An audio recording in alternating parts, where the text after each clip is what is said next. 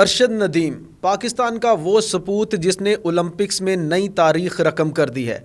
Paris Olympics 2024 में ऐसा javelin throw किया है, ऐसा नेज़ा फेंका है कि ओलंपिक्स की 100 साला बल्कि 118 साला तारीख में भी इतना दूर नेज़ा किसी ने नहीं फेंका। 92.97 मीटर, बहुत बड़ा फासला है, ये बहुत बड़ा फासला है। मिसाल ले लें आप, इंडिया के जो एथलीट थे नीरज चोपड़ा, बेहतरीन एथलीट हैं और शानदार इक्विपमेंट, शानदार ट्रेनिंग उनके पास। आप ज़रा इन दोनों का कंपैरिजन इस बात से कर लें कि हमारे जो पाकिस्तान के अरशद नदीम थे, इनके पास इंटरनेशनल लेवल का नेज़ा नहीं था प्रैक्टिस करने के लिए। और ये कोई बहुत पुरानी बात नहीं है, ये इसी साल के आगाज़ की बात है, यानी मार्च तक ये स्पॉन्सरशिप ढूंढते फिर रहे थे कि इन्हें प्रैक्टिस करने के लिए नेज़ा मिल जाए। एक ही नेज़ा था इनके पास और वो भी ख़राब हालत में ख़राब हो चुका था, उससे प्रैक्टिस नहीं हो सकती थी। ये कभी पीसीबी के पास गए, ये कभी वज़ीर-ए-आज़म शहबाज शरीफ के पास गए और स्पॉन्सरशिप ढूंढते रहे हैं अरशद नदीम। जबकि अगर इनका मवाजना कर लें इनके मद्दे मुकाबिल नीरज चोपड़ा के साथ, जो कि भारत के और वो भी बेहतरीन एथलीट है, ऐसा नहीं है कि वो किसी तरह भी कम एथलीट है, मगर ये जो आज हुआ है पेरिस ओलंपिक्स में, इसमें ये कह सकते हैं कि खुदा ने, अल्लाह ताला ने अरशद नदीम को उसकी जितनी रियाज़तें थी, जितनी मेहनत थी, उसकी माँ की जितनी दुआएं थी, उसके वालिद की जितनी कोशिश थी इस अरशद नदीम के पीछे, उसका सिला दिया है। ये दिन था आज अरशद नदीम का, क्योंकि नीरज चोपड़ा ने भी अपना बेस्ट फेंका है। 89.4745 का उन्होंने जेवलिन थ्रो किया है और 90 मीटर का बहुत इनफ होता है। यानी अगर अरशद नदीम की भी बात कर ली जाए तो इनके भाई खुद कहते हैं कि मैंने अरशद से कहा था ओलंपिक्स में जाने से पहले कि अगर 90 मीटर से आगे फेंकोगे तो गोल्ड तुम्हारा है। उन्होंने कहा कि मुझे ये तो अंदाज़ा था, मुझे ये तो उम्मीद थी, यकीन था कि अरशद गोल्ड मेडल जीतेंगे, मगर ये नहीं पता था कि तारीख रकम कर देंगे। उन्होंने 92.97 मीटर का फेंका। और दूसरा जो नेज़ा फेंका उन्होंने, बहुत सारे लोगों को लग रहा होगा कि ये जी तुक्का लग गया, ये आज उन्होंने कोई तुक्का लगा के फेंक दिया, लेकिन दूसरा जब उन्होंने नेज़ा फेंका वो भी 91 मीटर से ज़्यादा का फेंका। उन्होंने बता दिया कि लेजेंड इज़ हेयर, ये अरशद नदीम है। और बड़ी दिलचस्प कहानी है अरशद नदीम की भी, जिसको अल्लाह ताला ने वसाइल तो नहीं दिए मगर हौसला पहाड़ जैसा दिया, जिसको अल्लाह ताला ने बॉडी ऐसी दी, बॉडी शेप ऐसी दी कि वो हर गेम में जिसमें भी गए छा गए। ये आपको मैं बताऊं यहाँ पर कि एथलीट शुरू से रहे हैं, अपने स्कूल दौर में खेलते रहे हैं और इससे पहले ये क्रिकेट खेलते थे और क्रिकेट में भी बड़े अच्छे प्लेयर थे ये। इसके अलावा डिस्क थ्रो में भी खेलते रहे हैं, कबड्डी भी खेलते रहे हैं और बड़ी अच्छी कबड्डी खेलते थे। मगर फिर स्कूल लेवल पर जाकर जो इनके कोच थे, उनका कहना है कि इनकी हाइट देखकर, इनकी जसामत की वजह से फिर उन्होंने मोटिवेट किया कि आप जेवलिन थ्रो में आएँ, आप नेज़ाबाजी में आएँ और इसमें आपका बहुत अच्छा परफॉर्म हो सकता है।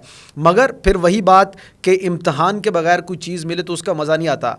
फिर वो इम्तहान शुरू हुए अरशद के, जब उसने प्रैक्टिस शुरू की अपने मियाँ चन्नू के एक छोटे से गाँव 101.15 ये गाँव है मियाँ चन्नू का, जहाँ से ये रहाइश थी, जहाँ पर इनकी और इनके वालिद मिस्त्री और ये जो दीवारें, ये मकान बनाते हैं वो वाले, और बिल्कुल पसमानदा, यानी आप कह लें लोअर मिडिल क्लास से इनका ताल्लुक़ था और वसाइल बिल्कुल नहीं थे और लकड़ी का नेज़ा बनाकर ये प्रैक्टिस किया करते थे। और नीरज के साथ इनका जो पहला मुकाबला हुआ था वो हुआ था 2016 में भारत में ही। और उस वक्त भी ये, आज तो इन्होंने ओलंपिक का रिकॉर्ड ब्रेक किया ना, नया रिकॉर्ड बनाया।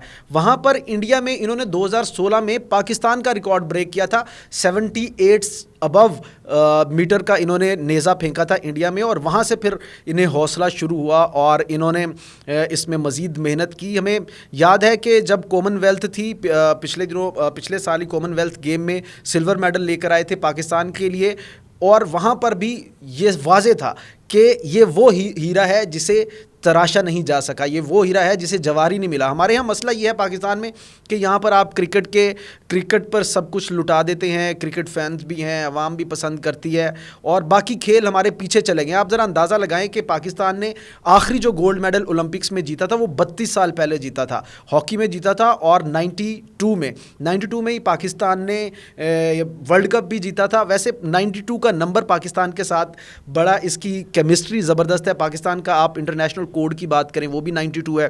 पाकिस्तान अगर वाहिद वर्ल्ड कप जीतता है वो भी 92 में जीतता है।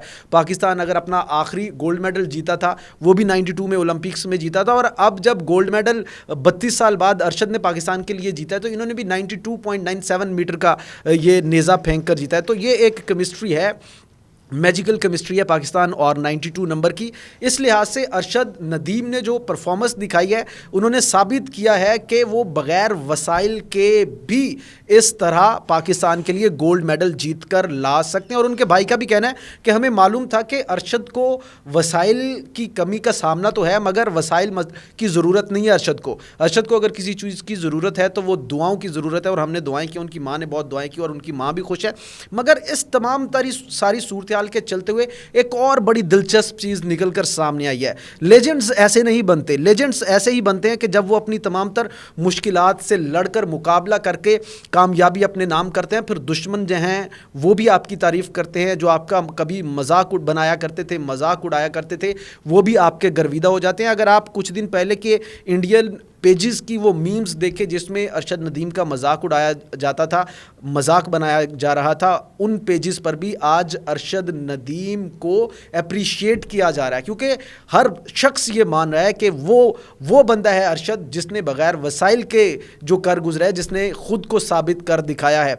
और इसके चलते हुए एक और बड़ी ज़बरदस्त पाकिस्तान और इंडिया का जब भी मैच होता है, क्रिकेट का मैच खसूसी तौर पर, तो एक राइवलरी नज़र आती है, एक मुकाबला नज़र आता है। मगर नीरज और अरशद की ऐसी केमिस्ट्री, ऐसी दोस्ती है कि अरशद को इंडियन भी सपोर्ट करते हैं, गो कि नीरज को पाकिस्तानी भी सपोर्ट करते हैं। और पाकिस्तानी कभी इस तरीके से इंडिया के खिलाफ वो जज्बात शायद कभी तारीख में कभी रखते हो, मगर अब कम अज़ कम जब से हम इस तरह रिपोर्ट करना शुरू हुए हैं, इवेंट्स को देखना शुरू हुए हैं और रिपोर्ट भी कर रहे हैं, इस तरीके से जज्बात पाकिस्तान में कम अज़ कम नज़र नहीं आते हैं।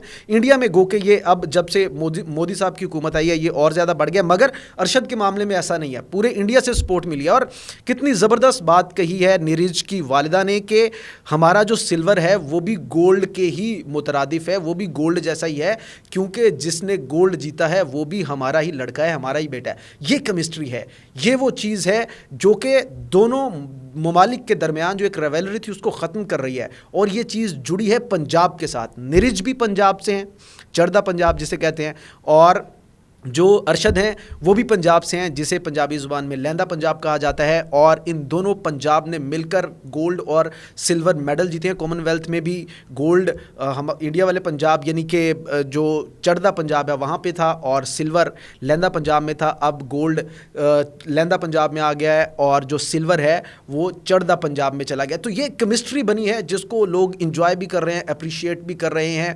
और जहाँ पर अरशद ने तमाम लोगों के दिल जीते हैं, वहाँ पर नीरज की वालिदा के जज्बात ने भी तमाम लोगों के दिल जीत लिए हैं और एक यकजा कर दिया एक चीज़ को। मगर हमारे पाकिस्तान में इस चीज़ की ज़रूरत है कि हम अपने नौजवानों को तराशें, ऐसे ऐसे हीरे मौजूद हैं कि जो दुनिया को हैरान कर सकते हैं, परेशान कर सकते हैं, लेकिन मसला ये है कि उन पर नज़र किसी की नहीं जाती, नज़र कोई नहीं डालता। हमारे हुक्मरान अपने मसाइल से दो चार हैं, अपने मसाइल में घिरे हुए हैं, उनके ऐसे ऐसे कारनामे हैं कि उनका नौजवानों की तरफ और इनको वसाइल फ्राहम करने की तरफ, इनका जो हुनर है उसे तराशने की तरफ ध्यान ही नहीं जाता। अब गो के अरशद गोल्ड मेडल लेकर आ रहे हैं पाकिस्तान, तो बहुत सारे लोग ऐलानात करेंगे, अप्रिशिएट भी करेंगे, मगर क्या ये हम हफ्ता 10 दिन करेंगे और उसके बाद भूल जाएंगे? क्या बाकी जो नौजवान है ऐसे जिनको वसाइल की कमी है, जिनको ट्रेनिंग की कमी है, क्या उनकी तरफ किसी का ध्यान जाएगा? क्या उन्हें तराशने की कोशिश करेगा? यही आज का हम सबसे बड़ा सवाल हमारे लिए है। और उम्मीद करते हैं कि आने वाले दिनों में ये जो केमिस्ट्री पाकिस्तान और इंडिया के दरमियान बनी है, गोल्ड मेडल सिल्वर मेडल दोनों ही